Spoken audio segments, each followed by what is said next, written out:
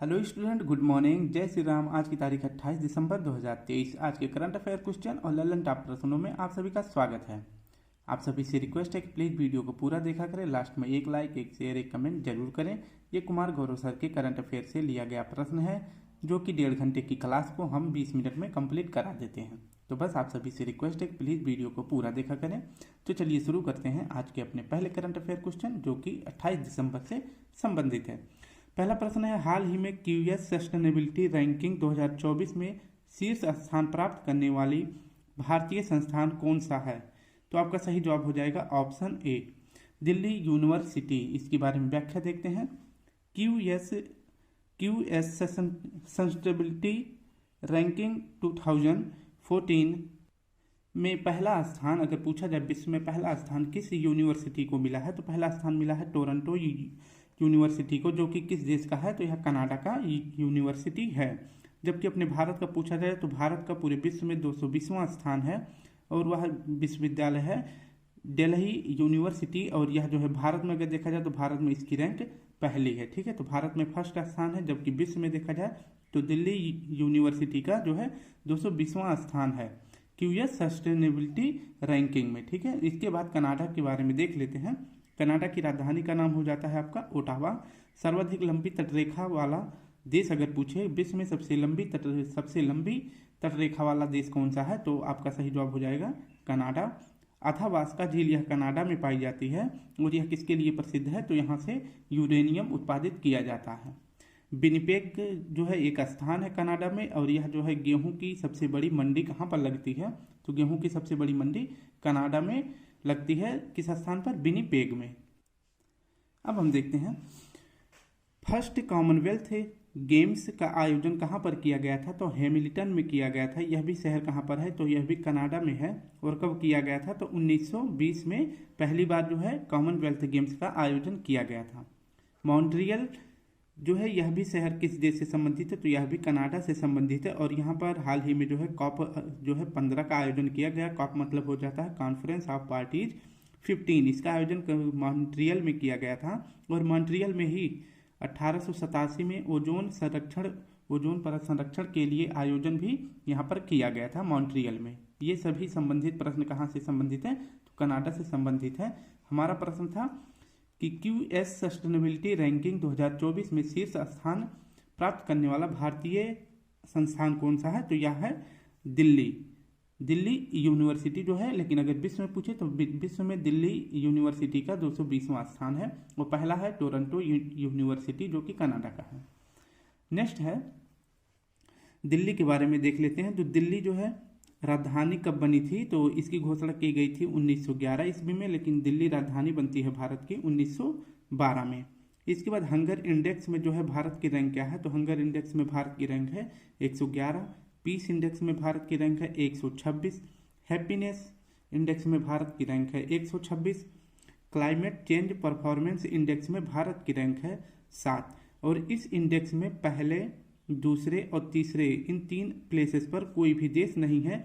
चौथे स्थान पर है आपका अर्जेंटीना।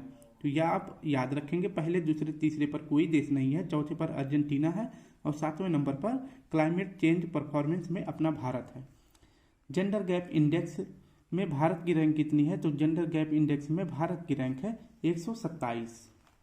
नेक्स्ट प्रश्न है दूसरा, हाल ही में आईसीसी का ग्लोबल क्रिकेट पार्टनर कौन बना है? तो आईसीसी का ग्लोबल क्रिकेट पार्टनर बना है फिर से एक बार कोको कोला बना है। इसके बारे में व्याख्या देखते हैं। आईसीसी का फुल फॉर्म होता है इंटरनेशनल क्रिकेट काउंसिल। इसका हेडक्वार्टर कहाँ है? तो दुबई यूएई में, यूनाइटेड अरब अमीरात में। इसके हेड कौन है? तो आईसीसी के हेड हैं ग्रेग बर्कले जी। और 2019 से 2023 तक जो है इसका ग्लोबल पार्टनरशिप बना था कोको कोला। फिर एक बार जो है 8 सालों के लिए 2031 तक कौन रहने वाला है? तो कोको कोला ने फिर से इसका जो है ग्लोबल क्रिकेट पार्टनरशिप अपने नाम ले लिया है। नेक्स्ट देखते हैं, अभी हाल ही में जो है आईसीसी वर्ल्ड कप 2023 का आयोजन ऑस्ट्रेलिया और इंडिया के बीच में फाइनल मुकाबला खेला गया था, जिसमें जो है ऑस्ट्रेलिया विजयी हो जाता है जबकि भारत उप विजयी बनता है। ठीक है, तो फाइनल किसने जीता? ऑस्ट्रेलिया ने। और ऑस्ट्रेलिया ने इस बार फाइनल जीतने के बाद जो है अब तक ऑस्ट्रेलिया ने 6 बार आईसीसी वर्ल्ड कप जीत लिया है। और आईसीसी वर्ल्ड कप के समय जो है एक अभियान चलाया गया था, ठंड रख अभियान। आपने देखा होगा प्रचार आ रहा था, तो ठंड रख अभियान जो है किसने शुरू किया था, तो यह स्प्राइट ने शुरू किया था। नेक्स्ट है आपका आईसीसी के वैश्विक एम्बेसडर कौन बनाए गए थे वर्ल्ड कप के, तो सचिन तेंदुलकर जी बनाए गए थे। जबकि ब्रांड एम्बेसडर कौन बनाए गए थे, ये शाहरुख खान जी बनाए गए थे। और आईसीसी वर्ल्ड कप का शुभंकर क्या था, तो यह क्रिप्टो वर्ष था, ये भी आप याद रखेंगे। नेक्स्ट है आपका 19वां आसियान गेम्स में भारत का ऑफिशियली स्पॉन्सर कौन रहा है, तो यह रहा है अमूल दूध पीता है इंडिया। इसके बाद इसका आयोजन कहाँ किया गया था, तो आसियान गेम्स 2023 का आयोजन किया गया था चीन के शहर में, जिसका नाम है हांगजो। ठीक है, तो हांगजो शहर में जो है 19वां आसियान गेम्स आयोजन किया गया था। और भारत ने यहाँ पर टोटल कितने पदक जीते थे, तो 107 पदक जीतने के साथ भारत की रैंक थी चौथे स्थान पर भारत था। लेकिन अगर पूछे तो आसियान पैरा गेम्स में भारत की, और यह खेल कहाँ हुआ था, तो ये भी चीन के हांगजो में हुआ था। और भारत जो है पैरा गेम्स में जो है कितना पदक जीता था, तो 111 पदक जीता था। और इस हिसाब से भारत की रैंक थी विश्व में 5वां। नेक्स्ट आपका 37वें राष्ट्रीय खेल में भारत का ऑफिशियल स्पॉन्सर कौन था, तो यह था पेटीएम। 37वें राष्ट्रीय खेल में भारत का ऑफिशियल स्पॉन्सर कौन था, तो यह पेटीएम था।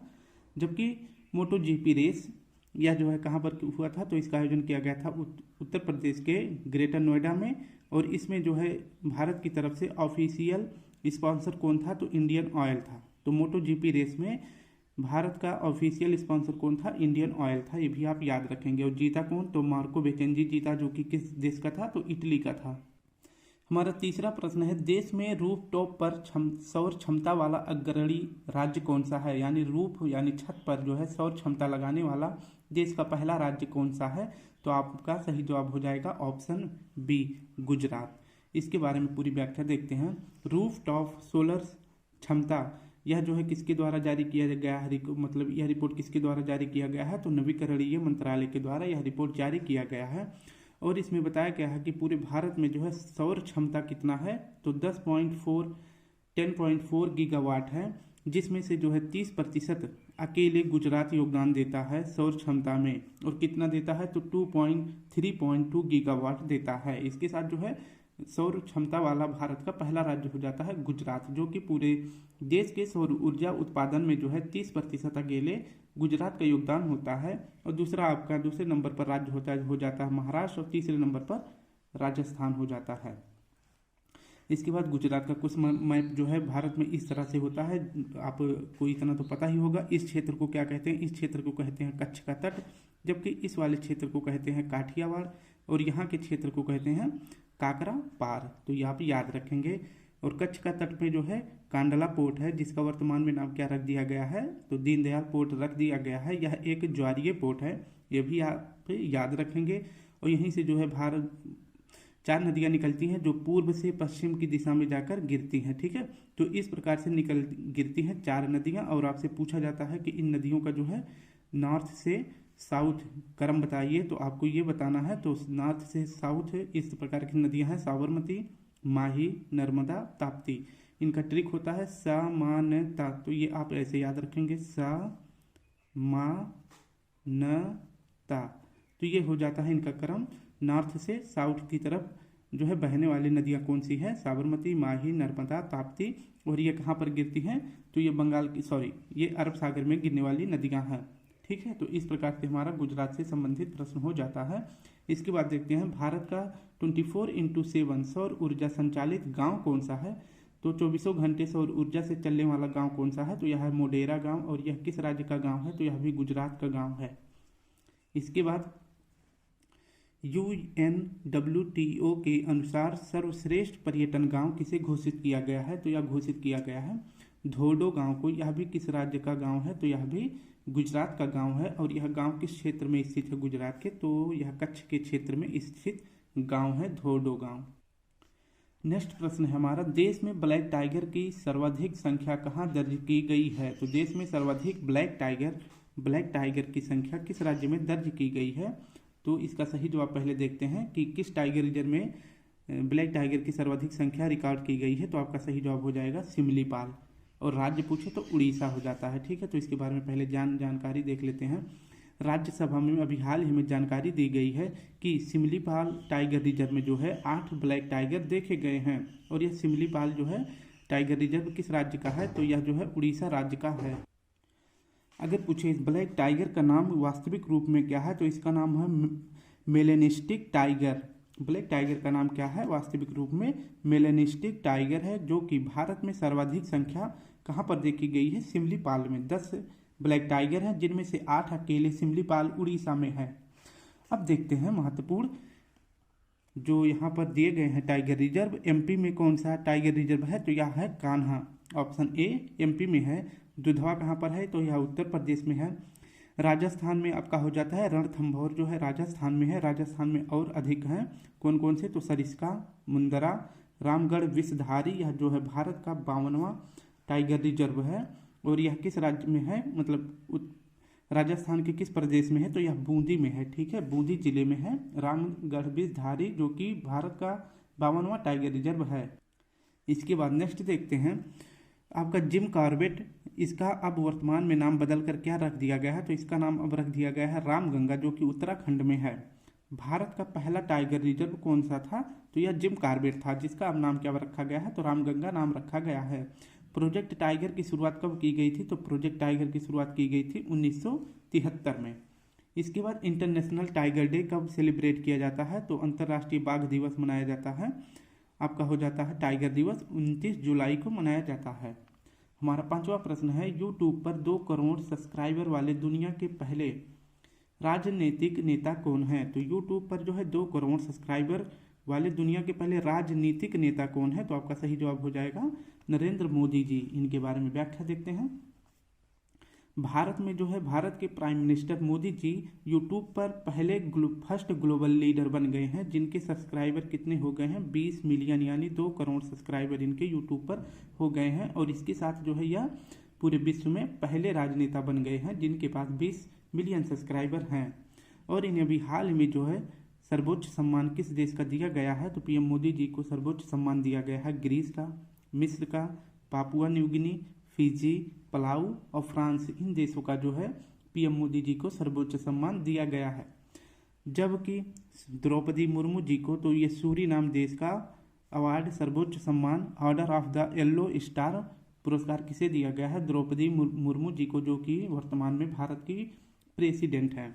विश्वकर्मा योजना कब शुरू किया गया था, तो यह 17 सितंबर को शुरू किया गया था। इसमें जो है छोटे उद्यमियों, बुनकरों, शिल्पकारों को जो है इसमें मदद करने के लिए मोदी जी ने शुरू किया था विश्वकर्मा योजना को। 17 सितंबर को क्यों शुरू किया था, क्योंकि इसी दिन जो है मोदी जी का हैप्पी बर्थडे होता है। ठीक है, नेक्स्ट है आपका गोल्डन आउल अवार्ड किस देश ने प्रदान किया है, तो गोल्डन आउल अवार्ड प्रदान किया है श्रीलंका के राष्ट्रपति, जो कि रनील विक्रम जी हैं।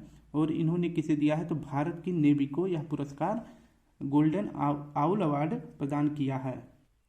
छठा प्रश्न है हाल ही में तिब्बती आध्यात्मिक नेता दलाई लामा ने अंतर्राष्ट्रीय संघ फोरम का उद्घाटन कहाँ किया है, तो तिब्बती आध्यात्मिक गुरु दलाई लामा ने अंतर्राष्ट्रीय संघ फोरम का उद्घाटन कहाँ किया है, आपका सही जवाब हो जाएगा ऑप्शन सी, बिहार में किया है। इसके बारे में देखते हैं अंतर्राष्ट्रीय संघ फोरम का आयोजन कहाँ पर किया गया है, तो इसका आयोजन किया गया है बोधगया बिहार में। और इसके उद्घाटन किसने किया है, तो तिब्बती गुरु दलाई लामा जी ने इसको किया है उद्घाटित। इसके बाद और क्यों किया गया है, क्योंकि बुद्ध की शिक्षा का प्रसार करना है। तो बौद्ध गुरु ये हैं दलाई लामा जी, और ये जो है इसका आयोजन अंतर्राष्ट्रीय संघ फोरम का आयोजन कहाँ पर किया गया है, बोधगया में। और इसका उद्घाटन दलाई लामा जी ने किया है। क्यों किया, क्योंकि बुद्ध की शिक्षा का प्रसार करना है।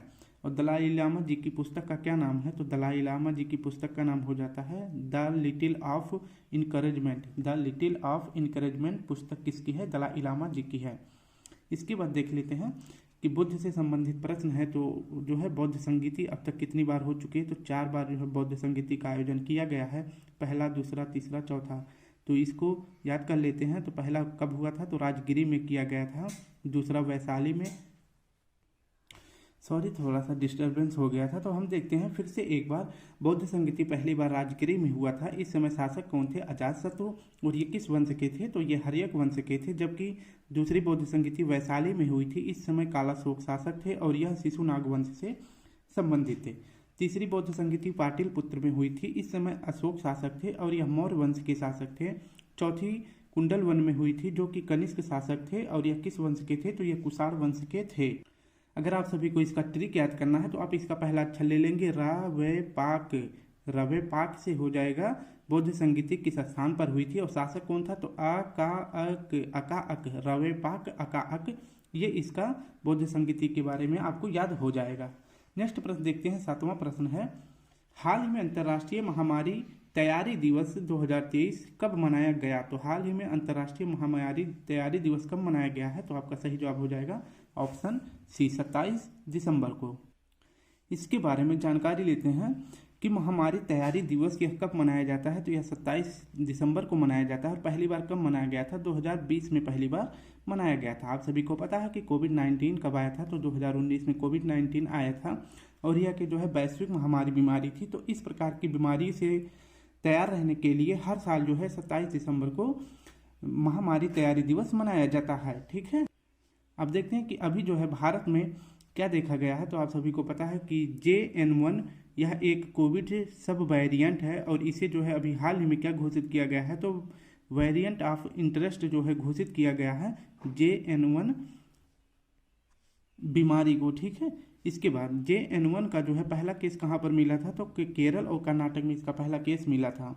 इसके बाद देख लेते हैं 25 दिसंबर को क्या मनाया जाता है, तो 25 दिसंबर को सुशासन दिवस मनाया जाता है। 25 दिसंबर को जो कि अटल बिहारी वाजपेयी जी का बर्थडे होता है। वीर बाल दिवस कब मनाया जाता है, तो यह 26 दिसंबर को मनाया जाता है, याद रखेंगे। नेक्स्ट देख लेते हैं, विश्व स्वास्थ्य दिवस कब मनाया जाता है, तो यह 1 दिसंबर को मनाया जाता है। विश्व मृदा दिवस कब मनाया जाता है, तो यह 5 दिसंबर को मनाया जाता है।